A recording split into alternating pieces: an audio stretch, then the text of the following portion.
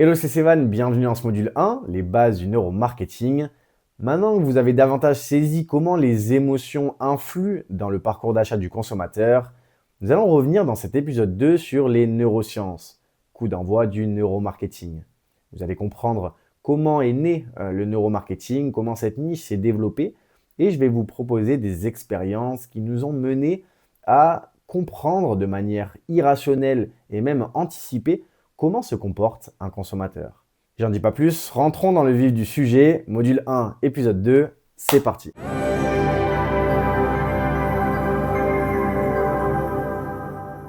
Au sommaire de cet épisode 2, nous allons revenir sur le neuromarketing et en quoi ça consiste.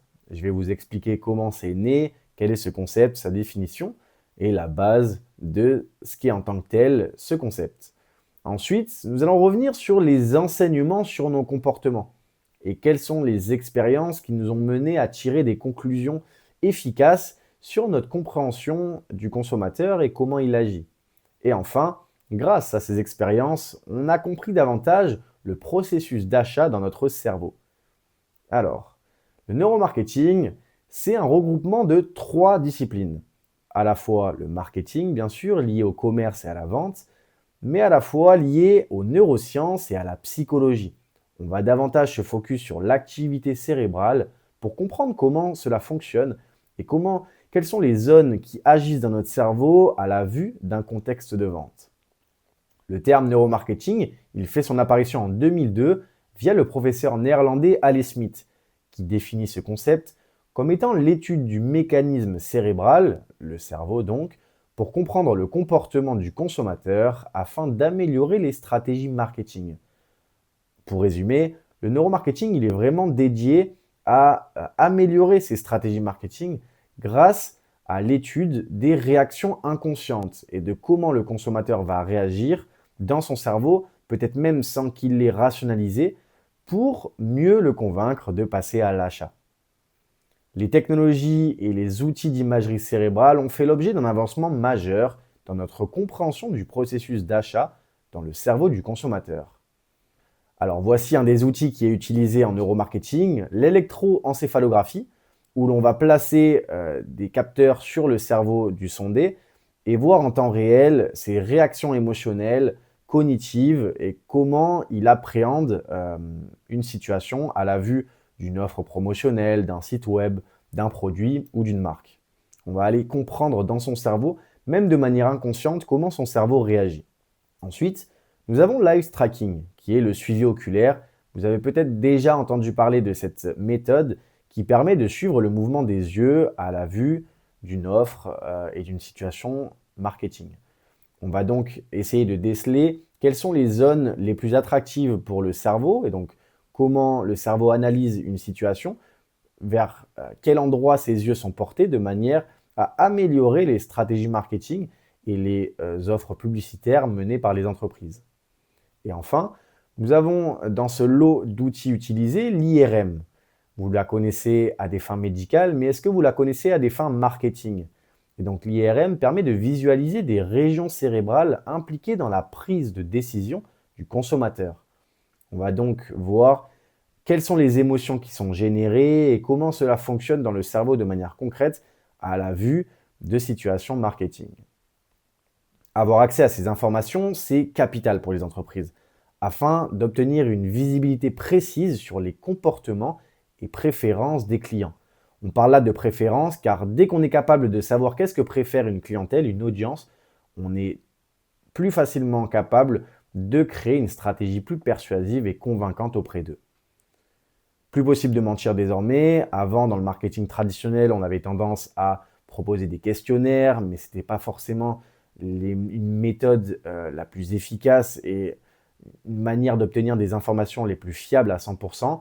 Maintenant, toutes les données, elles sont mises à la disposition à la fois de la science et du marketing pour comprendre. Pour résumer, c'est comme si on pouvait lire dans les pensées de vos clients pour comprendre leurs envies, leurs choix et leurs décisions dans un contexte d'achat. Maintenant, si je vous dis que les chercheurs ils sont allés plus loin et ils sont capables de prédire vos décisions d'achat avant même que vous soyez conscient de votre prise de décision. C'est tout à fait possible grâce aux expériences que je vais vous présenter. Si je vous présente un contexte où des participants ils sont invités à goûter des verres de vin avec plusieurs étiquettes de prix, alors qu'en réalité c'est exactement le même vin, il est identique dans chacun des verres. Vous pouvez vous-même faire l'expérience à la maison avec des amis si vous voulez être sûr et certain que ça fonctionne. L'objectif à travers cette expérience, c'est d'évaluer l'activité du cortex orbitofrontal, une zone liée à la perception du plaisir. Et donc, est-ce qu'on note une différence de vin ou alors non, on est influencé par le prix. Le premier contexte dans lequel on présente deux verres, c'est que le vin à la gauche est présenté au prix de 5 dollars, tandis que le vin à droite est au prix de 45 dollars. Les résultats sont perturbants. On se retrouve que les participants n'ont pas seulement préféré les vins les plus chers, mais ils les ont même décrits de meilleure qualité. La courbe verte indique une préférence de perception de goût supérieure au vin présenté à 5 dollars. Et vous allez me dire, oui, mais c'est seulement dans ce contexte. Et non, l'écart d'appréciation, il est encore plus intense avec une différence de prix supérieure entre un vin présenté à 10 dollars et un vin présenté à 90 dollars. Le cerveau, il n'est pas en mesure d'évaluer le même goût face au prix affiché. Il va même aller jusqu'à avoir une perception négative du vin présenté à 10 dollars, alors que c'est exactement le même qui est dans les verres. Alors cette expérience, elle nous dévoile que le cerveau se fait tromper lui-même face à la gamme de prix qu'on lui met sous les yeux. Le cerveau, il n'est donc pas en capacité d'évaluer un produit. Qu'est-ce qui nous prouve à notre cerveau qu'une prestation, un service à 120 euros sera plus efficace qu'une autre à 80 euros? Par exemple, vous avez un mal de dos et vous souhaitez aller chez le kiné. Donc vous faites des recherches sur Internet, vous établissez deux ou trois potentiels kinés qui pourraient répondre à votre besoin selon les disponibilités. Et là apparaissent un écart de prix. Et qu'est-ce qui va signifier à votre cerveau qu'un prix supérieur résoudra plus facilement la situation qu'un prix inférieur d'une prestation proposée par un kiné? C'est tout l'enjeu et la situation que je vous présente à travers l'expérience précédente et cette nouvelle expérience. Des participants sont invités à prendre un médicament antidouleur. En réalité, c'est un placebo. Un placebo, c'est un faux médicament sans aucun effet notoire. L'objectif, cette fois-ci, c'est d'évaluer l'activité du cortex préfrontal, la zone liée à nos croyances. Et est-ce que le cerveau va être influencé par l'information qu'on va lui donner?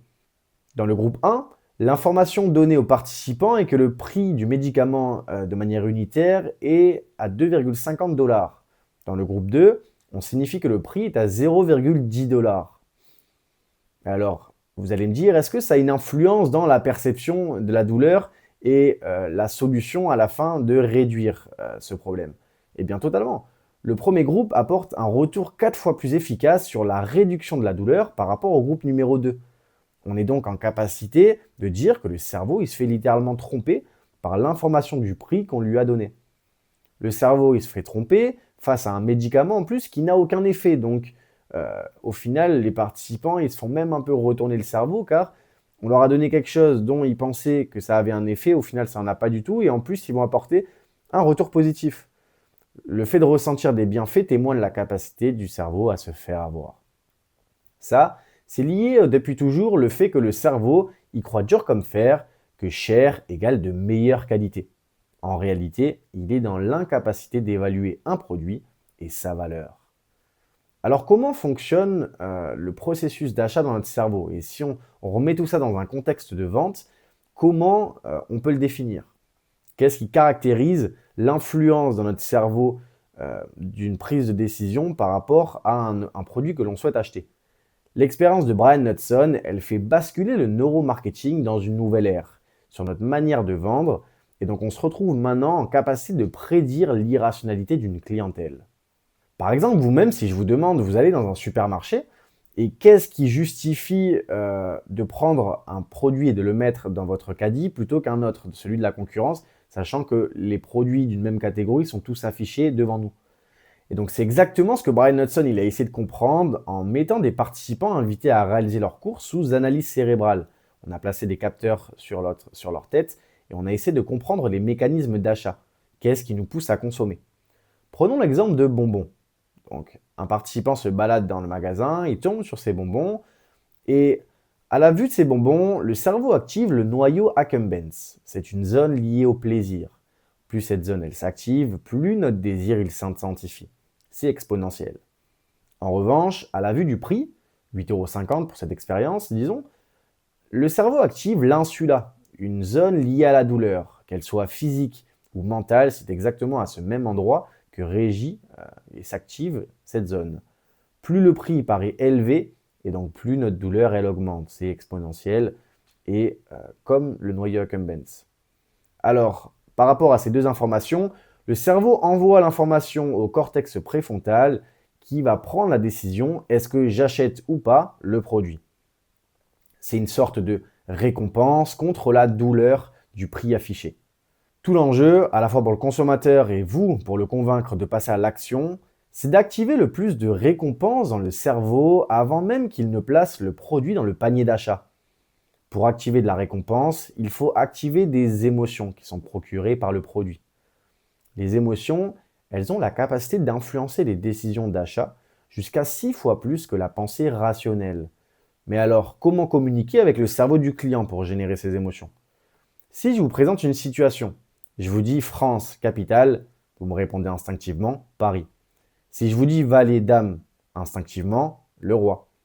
Si je vous dis cette fois-ci 55 fois 40, tout de suite ça devient plus compliqué pour votre cerveau de me fournir une réponse instinctive et naturelle. Et c'est normal. Dans votre cerveau, vous avez deux systèmes. Le système 1 qui prend des décisions rapides, instinctives et émotionnelles, tandis que le système 2, lui, prend des décisions plus réfléchies et analytiques. Pour résumer, le système 1, c'est de l'instantané, qui répond à de l'efficacité. Le système 2, c'est du temps et de l'énergie. Lorsque vous allez faire appel à votre système 2, il va falloir dégager du temps, faire appel au cortex qui va vous fournir une solution. En marketing, chaque mot, phrase doit générer une image mentale dans le cerveau qui doit faire appel au système 1. Créer des images mentales concrètes pour générer des émotions. Voici quelques exemples. Si je vous montre cette affiche, 2 égale 3. Deuxième article acheté, troisième offert, ce qui est indiqué en dessous. Information simple, efficace à comprendre pour le client. En quelques secondes, vous avez compris la démarche de cette affiche qui est une promotion. Si je vous montre la préface de ce livre, l'auteur qui a déjà inspiré plus de 2 millions de lecteurs. En quelques secondes, vous avez compris que le livre a été vendu à des millions d'exemplaires, faisant de lui une référence. Revenons à l'expérience de Brian Knudson et comment notre cerveau il réagit dans un contexte de vente. À la vue des bonbons, la pensée active le système 1 qui se dit « Est-ce que je n'achèterai pas mes bonbons préférés ?» Et donc, ça active automatiquement le désir d'acheter. À la vue du prix, en revanche, c'est le système 2 qui intervient et qui dit au cerveau « J'en ai déjà acheté récemment, je ne devrais pas abuser. » Et donc, la pensée rationnelle intervient liée à l'anticipation de la douleur de payer et de sortir sa carte bancaire pour acquérir le produit.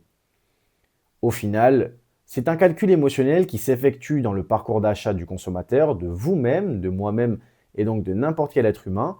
Et c'est une balance où il faut activer plus de récompenses, le bénéfice du produit qui est perçu, face à la douleur du prix.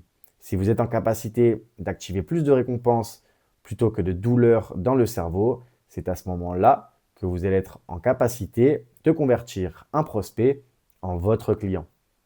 Avant d'évoquer toute la stratégie conduisant donc vos prospects à devenir vos clients, vous allez devoir répondre à la question suivante. À qui vendre mon produit? Car on ne vend pas à tout le monde, on vend à une certaine audience. Tout ça, nous allons le voir dans l'épisode 3.